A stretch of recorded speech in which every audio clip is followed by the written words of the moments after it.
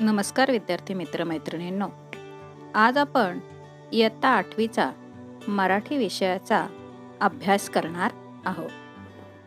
कविता आहे असा रंगारी श्रावण. सध्या श्रावण महिना चालू आहे आणि या श्रावण महिन्याचं वर्णन अतिशय सुंदर असं कवी ऐश्वर्या पाटकर यांनी त्यांच्या असा रंगारी श्रावण या कवितेत केलेलं आहे. आपण थोडक्यात कवीची माहिती घेणार आहोत. ही जी कविता लिहिली आहे ती कविता लिहिली आहे ऐश्वर्या पाटेकर यांनी. प्रसिद्ध लेखक, कवी, भुईशास्त्र हा कविता संग्रह आणि जू हे आत्मकथन त्यांचं प्रसिद्ध आहे. भुईशास्त्र या कविता संग्रहाला दिल्लीच्या भारतीय साहित्य अकादमीचा पहिलाच राष्ट्रीय साहित्य अकादमी युवा पुरस्कार त्यांना मिळालेला आहे. याशिवाय इतर अन्य पुरस्कारही त्यांना मिळालेले आहेत. या कविता संग्रहातील कवितांचा उडिया, हिंदी, बंगाली, उर्दू आणि इंग्रजी या भाषांमध्ये अनुवाद झालेला आहे. 2012 साली भारत सरकारच्या सांस्कृतिक मंत्रालयातर्फे चीन भेटीसाठी मराठी साहित्यिकांचा प्रतिनिधी म्हणून त्यांची निवड झाली होती.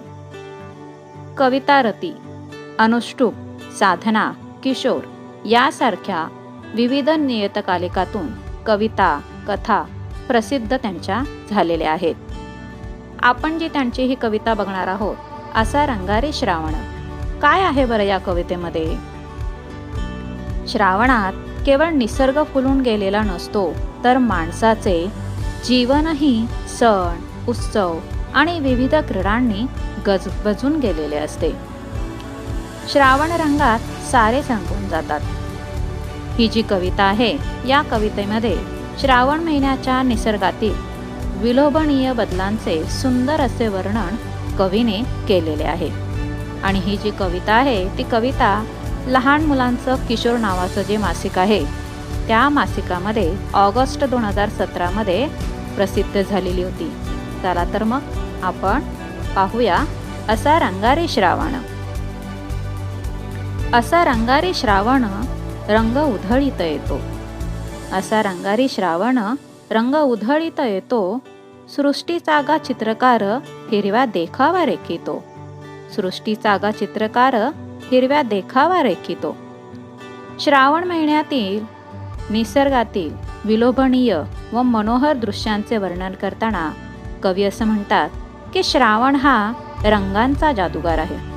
बघा हा, श्रावण महिन्यामध्ये सगळीकडे तुम्हाला हिरवगार दिसून येतं आणि त्याचबरोबर त्या हिरवागार दिसण्यामध्ये कुठे कुठे छानशी हिरव्या रंगाची वेगवेगळी छटा तुम्हाला दिसून येते.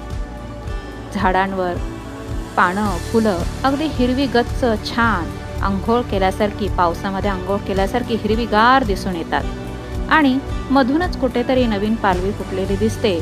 त्याचबरोबर झाडांना विविध रंगांची फुलं आलेली सुद्धा आपल्याला दिसून येतात. हा श्रावण सृष्टीमध्ये विविध रंग उधळीत येतो.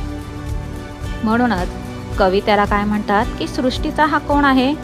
चित्रकार आहे. आणि या चित्रकाराने आपल्या कुंचल्यातून म्हणजे आपल्या ब्रशमधून अतिशय सुंदर असा हिरवा देखावा रेखाटलेला आहे.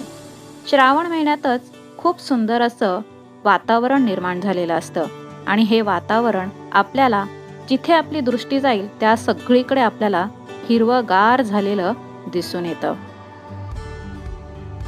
कलावंत हा साजिरा, काय त्याची कलागत. कलावंत हा साजिरा, काय त्याची कलागत. जागोजागी चित्रांची त्यानं मांडली पंगत. हा कलावंत, हा जो कलाकार आहे त्याची कलाकृती, कलागत म्हणजे कलाकृती, जादूगिरी ही फार भिन्न आहे. हा श्रावण महिन्यात अतिशय सुंदर असा श्रावण महिना आहे आणि श्रावणाला सुंदर कलाकार असं कवीने म्हटले आहे. श्रावण हा सृष्टीला रंगवणारा एक रंगारी आहे. श्रावणातील निसर्गातील रंगबदल असा रंगारी श्रावण या कवितेमध्ये कवी म्हणतात की श्रावण हा सृष्टीचा चित्रकार आहे. त्याने हिरवा निसर्ग रेखाटला आहे. हा सुंदर कलावंत अशी किमया करतो की जागोजागी सृष्टीमध्ये त्याने चित्रांची रांगच सजवलेली आहे. यातील अर्थ असा आहे की श्रावणातील रिमझिम बरसणाऱ्या पावसामुळे डोंगर हिरवागार होतो, झाडे तजेलदार होतात, धरतीवर हिरवी मखमल अंथरल्यासारखे वाटते, आकाशात सप्तरंगी इंद्रधनुष्य फुललेले आपल्याला दिसते, मध्येच पडणाऱ्या उन्हामुळे पाना फुलांचा रंग बहरतो. या सर्व गोष्टी आपल्याला श्रावणामध्ये दिसून येतात. म्हणून कवीने अशी कल्पना केली आहे की जणू श्रावण हा थोर कसबी चित्रकार आहे आणि सृष्टीमध्ये जागोजागी त्याने वेगवेगळ्या चित्रांची जणू पंगतच घातलेली आहे. असा हा अजब किमयागार श्रावण जागोजागी आपल्याला चित्रांची पंगत बसवलेली आहे असं दर्शवून देतो. नाचे दरी डोंगरात, झिम्मा खेळतो नदीशी, रिम झिम पन्हाळीचं गाणं बोलतो झाडांशी. नाचे दरी डोंगरात, झिम्मा खेळतो नदीशी, रिम झिम पहाळीचं गाणं बोलतो झाडाशी. श्रावणामध्ये भरपूर पाऊस पडतो आणि हा पाऊस पडत असताना दरी डोंगरामधून आपल्याला काय वाहताना दिसतं तर झरे, नदीला आलेला पूर हे सगळीकडे चित्र आपल्याला दिसून येतं. आणि हा श्रावणामध्ये पडणारा पाऊस नदी, दऱ्या, डोंगरांमध्ये जणू काही झिम्मा खेळतो आहे अशा प्रकारचं वर्णन कवीने केलेलं आहे. हा श्रावण दरी डोंगरात, दऱ्याखोऱ्यात नाचतो, नदीबरोबर तो झिम्मा खेळतो, रिमझिम सरीचे मधुर गाणे तो झाडांशी बोलतो. म्हणजे पडणारा पाऊस हा झाडांना सुखावतो, आनंद देतो. तसेच ठिकठिकाणी आपल्याला झरे निर्माण झालेले दिसून येतात आणि हे झरे त्यांच्या पाण्याने नद्यांना तुडुंब भरून आनंदी करतात.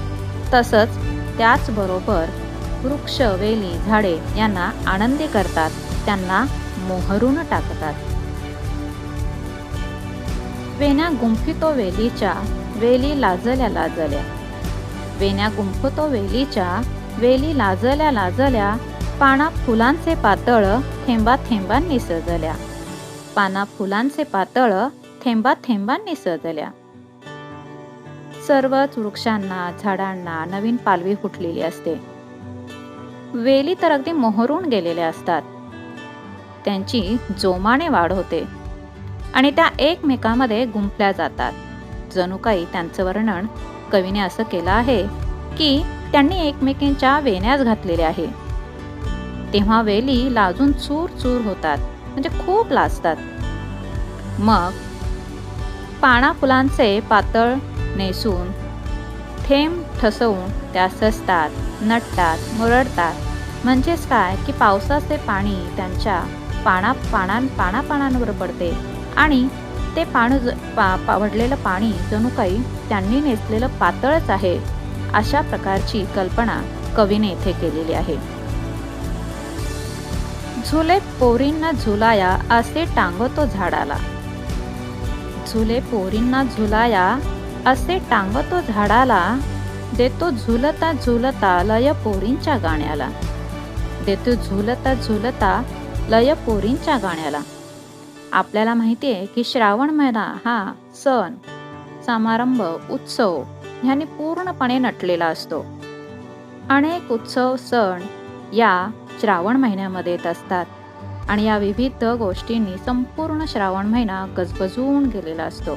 या श्रावण महिन्यामध्ये सारेच जण अगदी रंगून जातात. या श्रावणामध्ये मुख्य सण येतो तो नागपंचमी. स्त्रियांचा अतिशय आवडता असा हा सण.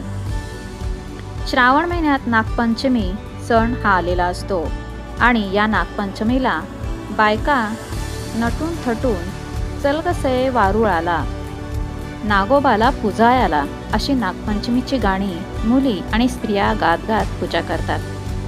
आणि अतिशय सुंदर पद्धतीने कवीने सांगितलेला आहे की हा श्रावण मुलींसाठी अतिशय महत्त्वपूर्ण आहे. या श्रावणामध्ये झाडावर झुले टांगलेले असतात, म्हणजे झोपाळे बांधलेले असतात आणि या झोपाळ्यांवर या मुली मनसोक्त आनंद घेत झोके घेतात. त्या झुल्यांवर बसून मुली नागपंचमीची गाणी म्हणतात. त्या पोरींच्या गाण्याला श्रावण नादमय लय देतो. म्हणजे अशा प्रकारे हा श्रावण सगळ्या सृष्टीला तर हिरवागार करतोच, पण त्याचबरोबर प्रत्येक व्यक्तीच्या मनामध्ये तो आनंद निर्माण करतो. पोरीबाळींना झोका देण्यासाठी श्रावण झाडांना झुले टांगतो, त्यांना झोके देतो. झुलवता झुलवता मुलींच्या गाण्यांना तो एक नादमय लय देत असतो. पोरांमध्ये खेळायला होतो श्रावण खेळगा, पोरांमध्ये खेळायला होतो श्रावण खेळगा, दही हंडीच्या संगती चिंब गोपाळ अवगा, दही हंडीच्या संगती चिंब गोपाळ अवगा.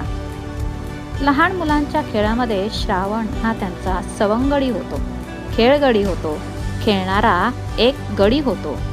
आणि या श्रावण महिन्यामध्येच दहीहंडी हा एक महत्त्वाचा मुलांचा सण येतो. या दहीहंडीच्या काल्यामध्ये त्यांच्या संगे प्रेमाने संपूर्ण चिंब भिजलेला बाळ गोपाळच हा श्रावण महिन्यामध्ये मुलांसाठी येत असतो. गोकुळाष्टमी हा महत्त्वाचा या श्रावण महिन्यामध्ये येणारा सण. गोविंदा रे गोपाळा असे म्हणत लहान मुले झुंडीने गोपाल काळा खेळतात, दहीहंडी लुटतात. याचा संदर्भ देताना कवी म्हणतात की स्वतः श्रावण त्या पोरांमध्ये खेळण्यासाठी खेळगडी खेळगा होतो. दहीहंडीच्या जुलुसात तो चिंब झालेला गोपाळ म्हणून सामील होतो. म्हणजे अशा प्रकारे लहान मुलांना, स्त्रियांना, मुलींना सगळ्यांना आनंद देणारा श्रावण हा सगळ्यांमध्ये उत्साह, चैतन्य निर्माण करण्याचं काम करत असतो.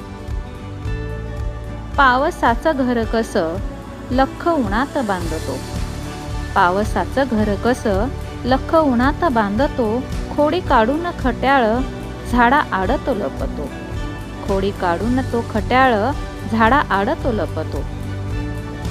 शुभ्र उन्हामध्ये तो पावसाचं घर बांधतो आणि खोडकर श्रावण पावसाची खोडी काढून मस्करी करून झाडामागे लपतो. बघा, श्रावण महिन्यामध्ये सतत ऊन पावसाचा खेळ हा चालू असतो. कधी पाऊस पडतो तर कधी लख्ख ऊन पडलेलं दिसतं आणि त्या लख्ख उन्हामध्ये पडताना सुद्धा आपल्याला कधी पाऊस दिसतो. हे पावसाचं आणि उन्हाचं चाललेला हा खेळ हा खूप छान असा कवीने ते रेखाटलेला आहे. पावसाचं घर तो कसं लख्ख उन्हामध्ये बांधतो, म्हणजेच काय तर तो पाऊस हा उन्हामध्ये सुद्धा पडत असतो आणि अशी त्याची खोडी काढून तो काय करतो तर झाडाआड लपून त्याची मजा बघत असतो, त्याची गंमत बघत असतो. किती सुंदर वर्णन केलं आहे ना, की आपण जे अनुभवतो श्रावणामध्ये त्याचं लेखकाने अतिशय सुंदर असं वर्णन केलेलं आहे. इंद्रधनुष्याचा बांध असा नभाला घालतो, इंद्रधनुष्याचा बांध असा नभाला घालतो, रंगीबेरंगी फुलांची नक्षी राणात गोंदतो, रंगीबेरंगी फुलांची नक्षी राणात गोंदतो. आकाशाचा जो निळसर रंग आहे, या निळसर रंगामध्ये या श्रावण महिन्यामध्ये सगळ्यात खूप सुंदर असं जर काही दिसत असेल ना तर ते इंद्रधनुष्य. हे सप्तरंगी इंद्रधनुष्य बघितल्यानंतर आपल्या मनाला प्रचंड आनंद होतो. आकाशाच्या या अफाट निळाईत श्रावण इंद्रधनुष्याचा सप्तरंगी बांध घालतो. सुंदर असं इंद्रधनुष्य तो या आकाशामध्ये नभामध्ये रंगवतो. तसेच तो काय करतो, रंगीबेरंगी फुलांची नक्षी हिरव्या रानामध्ये आपल्याला तो सजवताना दिसतो. सगळीकडे आपल्याला हिरव्या रानात, दऱ्या, डोंगरांमध्ये विविध रंगांची दिसणारी फुलं दिसून येतात आणि ही जी फुलं आहेत ना त्या हिरव्या रानामध्ये अतिशय सुंदर अशी उठून दिसतात. म्हणजे हे अतिशय सुंदर असं वर्णन निसर्गाचं केलेलं आहे कवीने, की संपूर्ण आकाश हे इंद्रधनुष्याने तर भरलेलं दिसतं, सप्तरंगी आकाश आपल्याला दिसून येतं आणि त्याचबरोबर खालच्या हिरवाईमध्ये आपल्याला फुलांची सुंदर अशी नक्षी झालेली दिसून येते. असा रंगारी श्रावण रंग उधळीत येतो, असा रंगारी श्रावण रंग उधळीत येतो, हिरव्या सृष्टीच्या मळ्यात खोपा करून राहतो, हिरव्या सृष्टीच्या मळ्यात खोपा करून राहतो. असा हा कलावंत रंगारी श्रावण रंग उधळीत फिरत असतो. सगळीकडे तो हिरवागार रंग उधळतो आणि हिरव्या निसर्गाच्या मळ्यात आपलं घरटं बांधून तो राहतो. अशा प्रकारे सुंदर असं वर्णन कवीने असा रंगारी श्रावण कवी ऐश्वर्या पाटेकर यांनी खूप सुंदर पद्धतीने निसर्गामध्ये श्रावणाचं वर्णन केलेलं आहे. आपण म्हणतो की श्रावण हा आनंदाचा ऋतू आहे आणि या ऋतूमध्ये निसर्ग अगदी बहरून जातो. सण व्रतवैकल्यांनी माणूस अतिशय सुखावून जातो.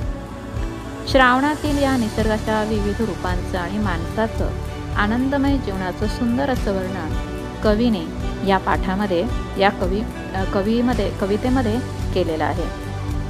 नक्कीच तुम्हाला ही श्रावणाची कविता खूप आवडली असेल आणि ही कविता तुम्हाला आवडल्यानंतर नक्कीच या श्रावणाचा अनुभव तुम्ही घेत असताल. धन्यवाद.